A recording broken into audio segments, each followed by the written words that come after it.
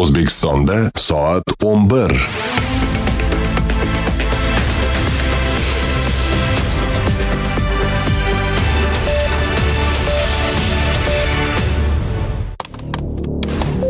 Yangiliklar.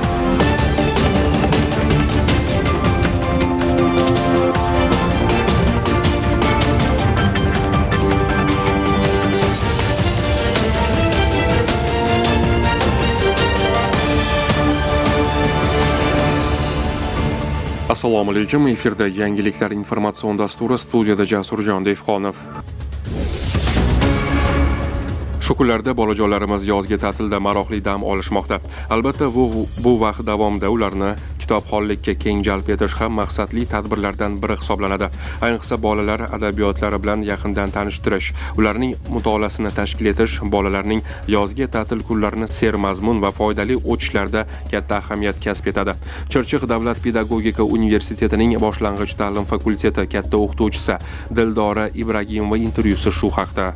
Rivojlangan mamlakatlarning aksariyatida bolalar orasidagi kitobxonlik madaniyat darajasida shakllangan va e'tibor berib qarasak, o'sha yozgi ta'tillarda bolalar o'qishlari uchun maxsus tavsiya qilingan kitoblar to'plamlari mavjud. Shu Yevropa mamlakatlarida aynan bolalar yozgi ta'tilda o'qishlari uchun to'planma kitoblar mavjud va bu o'sha jamiyatdagi insonlarni bolasini yozda kitob o'qitishi madaniyat darajasiga ko'tarilganligini ko'rsatadi. Xuddi shu jarayonni yurtimizda tatbiq qilish, bizning yoshlarimiz bizning bolalarimizni yozgi ta'tilda kitobxonlikka, kitob o'qishga o'rgatish bu juda ham muhim masalalardan biri hisoblanadi.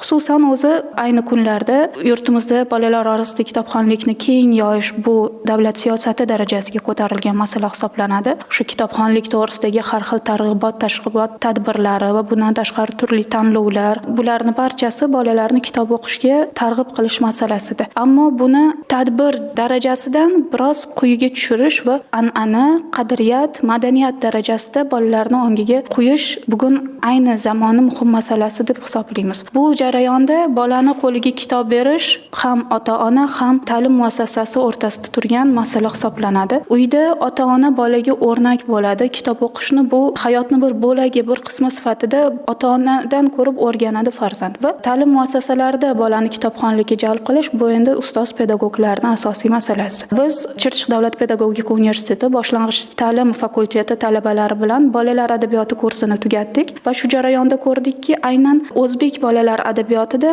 ozgina oqsash, ya'ni bugun zamonga mos, zamon talabiga javob beradigan badiiy asarlarning soni kam ekanini kuzatdik va talabalar o'rtasida shunday bir tajribani amalga oshirdik. Har bir talaba mening birinchi ertagim devizi ostida o'zlarini ilk bolalar uchun atalgan asarlarni yozishga harakat qilishdi.